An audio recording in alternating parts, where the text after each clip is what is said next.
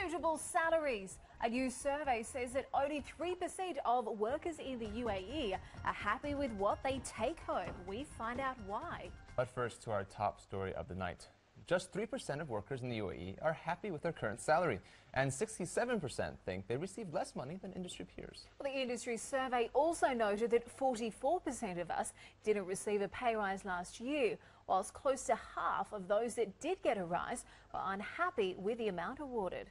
Well, so what is driving this negative sentiment amongst UAE workers, and is it justified? Well, here to tell us more is Suha Haroun, the HR director at Bayt.com, the online job site behind this survey. Welcome. Thank you very much. Hi, how are you? Great to have you here.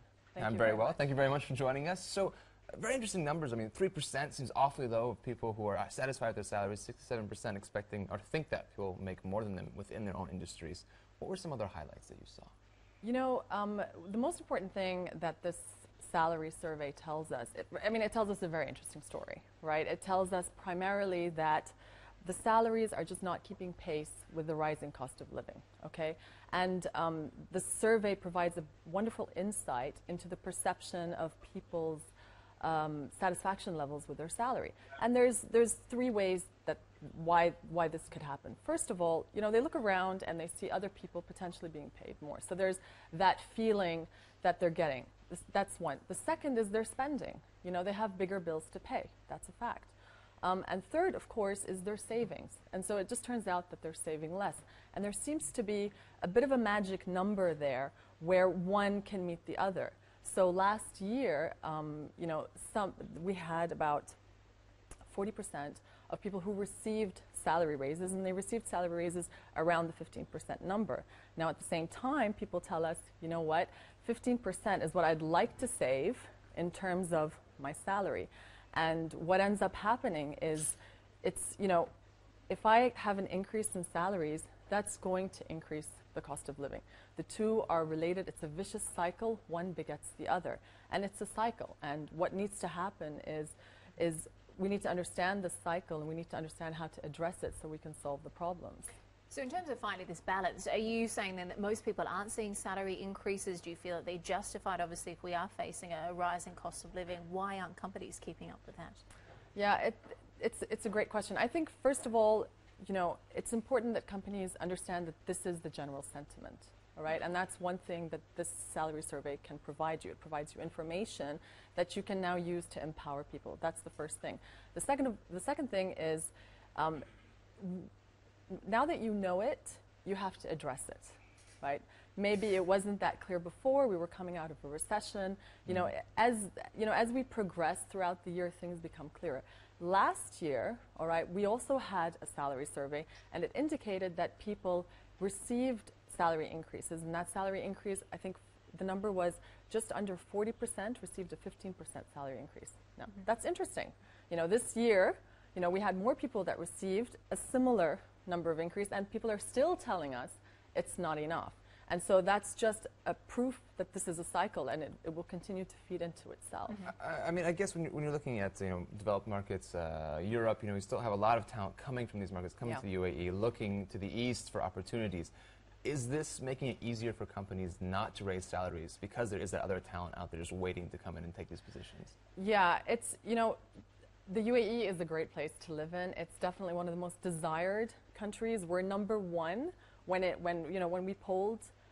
We're the number one destination for people who want to work in the Middle East. Second is Qatar, and third place is Saudi Arabia. So it's important for us to you know, we want to stay number one. We love being in the leadership position. So it's important for us that, you know, there's a balance between what the companies say and what people want as well. Now, companies, earlier in the year, we did a job index, and that tells us, you know, we go out and we ask companies, what are your plans for the future?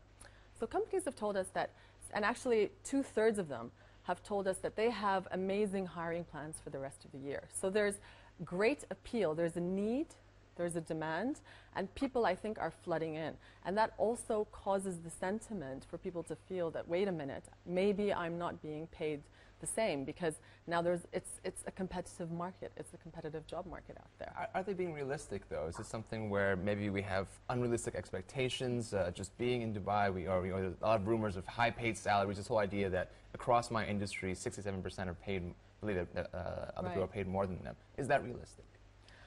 What's realistic, I think, is, on a meta level, we have information that comes out from government surveys, but what's realistic is really at the micro level, what do people spend? And people are hurting because they're not, they have rent increases, they have food increases, food and beverage increases, and there's educational increases. And that's just a fact, right? Those numbers have gone up for people. So, how can we match it? I think, for companies, first of all, once we understand that this is an issue and we can address the issue, it's also important to understand what are the solutions here, all right? And another thing that the survey has told us is actually there are a couple of options out there that companies can address to help solve this problem. So first of all, it's, when you come to the table, both parties need to come to the table with open minds to have a creative dialogue. Now, part of the survey also indicated that people are actually welcome. They welcome creative incentives where you can provide compensation in lieu of salary, that's of a salary proportion. Are you seeing that happen here, though? Are you seeing that creative? I am. What type of things, for example? So, for example, we asked people to rank them, and the number one was performance incentives. Okay, so performance-based incentives. The second one was commissions on revenue generation. The third one was training and development, and the last one was, some type of incentive on leaves or holidays. And so, I think, people understand how the world works. They understand that it's, there is a certain budget, there's a certain amount of money that can be spread out across everyone. And I think the survey has told us that the respondents are willing to come to the table and look at creative ways. I think that's a fantastic opportunity for employers to connect with their their employees. You've got to be able to find that balance. Just quickly, Absolutely. we're almost out of time. Which sectors are we seeing the most complaints from? Who is suffering the most at the moment when it comes to these salaries? Well, the happiest Don't say would be media. the top three happiest would be oil and gas. They would be banking and finance and hospitality. And these guys always score right at the top when it comes to the salary packages, work-life balance, and of course their career progression. And what about the other end of the scale? Yeah, the other end of the scale is probably everyone else, I would say. That's pretty equal level playing field. Well, Suha, thank you so much for taking the time. Thank you so much us. for having me. Thank you. Pleasure. Here's the salary rises for everyone.